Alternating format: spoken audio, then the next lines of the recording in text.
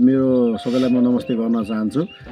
आज फर्स्ट दिन मेरो यो युट्युब च्यानलमा चाहिँ म चाहिँ भनौँ न जोइन भएको छु। अब हामी चाहिँ यो हाम्रो driving centre Panchakanya motor driving centre यो सिन्धुली वार्ड नम्बर 6 तपाईलाई लक्ष्मण चोकदेखि अलिकति भित्र पर्छ। तपाईको चाहिँ मेन भन्नाले तपाईको रामेश्वर धाम मन्दिरपट्टि निर त्यो छेउछाउमै हो। आज हाम्रो भाइ सिक्न आएको 2 दिन जति भयो। अब भाइको पनि अब इम्प्रुभ कति हुन्छ हजुरहरूले हेर्नु होला है, हेर्नु होला। अब मैले भाइलाई म ड्राइभिङ म सिकाउन त थुप्रै सिकाएँ। हाम्रो 4 वर्ष भइसक्यो हाम्रो यहाँ ड्राइभिङ सेन्टर खोलेको। तर युट्युबको चाहिँ हामीले फर्स्टचोटि मैले चाहिँ यो गर्न चाहिँ गयो। अब हेर्ने जतिले हेर्नुहुन्छ, हेर्ने जति सब चिनेकोले नचिनेकोले साथीहरूले अब ड्राइभिङ सिक्न चाहनुहुनेहरूले चाहिँ प्लस यो मेरो भिडियो हेरेर आउँदा पनि भयो। र प्लस अब भिडियोमा तपाईँ अब लोकेसन हजुरलाई थाहा भएन भने चाहिँ लोकेसन चाहिँ हजुरले चाहिँ लक्ष्मण चौकदेखि अलिकति भित्र आउनु भयो भने सिन्धुलीवासीलाई त मैले भन्नै परेन, लक्ष्मण चौक हजुर सबैलाई थाहै होला होइन हजुर। लक्ष्मण चौकदेखि भित्र आउनु भयो भने रामेश्वर धाम मन्दिर, रामेश्वर धाम मन्दिरभित्र त्यो कट्टा जस्ट टाँसेको छ।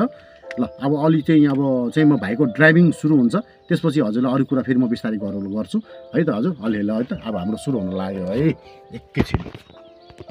ल गाइज अब हाम्रो भाइको गाडी पनि स्टार्ट भयो। अब भाइले स्टार्ट गरेर भाइलाई 1 नम्बर गियर हाल भाइ। अब 1 नम्बर गियर हाल हो, प्लिज हो, ठिक छ 1 नम्बर गियर हाल्यो। अब यो 1 नम्बर गियर हालिसकेपछि अब हामीले सेकेन्ड पार्ट के गर्नु पर्यो त, तिमीले ह्यान्डब्रेक खोइ झारेको, ह्यान्डब्रेक झार्नु परेन हो। माथि त ह्यान्डब्रेक झार्नलाई के गर्नुपर्छ मैले तिमीलाई सिकाएको थिएँ। फर्स्ट तिमीले माथि तान्ने पहिला हल्का, यसलाई तिमीले माथि हल्का तानेर तिमीले यसलाई पुस गरेपछि तल झर्छ। अब के गर्नु पर्यो अब स्ट्रिङ पहिला हामीले अब तिमीले लेफ्ट टर्न पुरै ल्याऊ।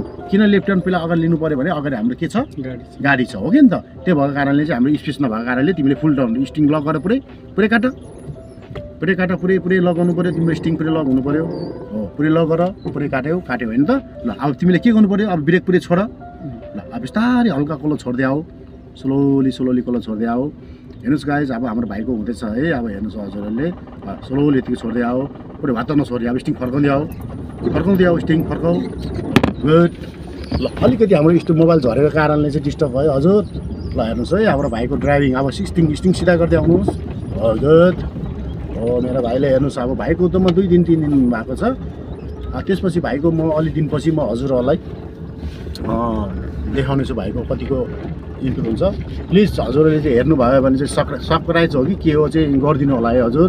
यस्तै हो। ड्राइभिङ गर्दै हुनुहुन्छ अघि हजुरलाई मैले भनेको थिएँ। भाइको म 3 डेज भएको छ हाम्रो यस पञ्चकन्या मोटर ड्राइभिङ सेन्टरमा। ल हेर्नुहोस् हाम्रो भाइले जस राम्रो छ भाइको प्रगति। भाइ कस्तो छ तिमीलाई, कस्तो लागिरहेछ भन त? राम्रो लागिरहेछ। मैले जिरोदेखि सुरु गरेर आज थर्ड डेमा पनि मजाले स्टेरिङहरू घुमाउन सजिलो भइरहेको छ। दाइले राम्रोसँग गाइड गर्नुभएको छ। त्यस्तो गाह्रो अप्ठ्यारो केही छैन। अबको 10 देखि 15 दिनमा त राम्रै भएर निस्किन्छ।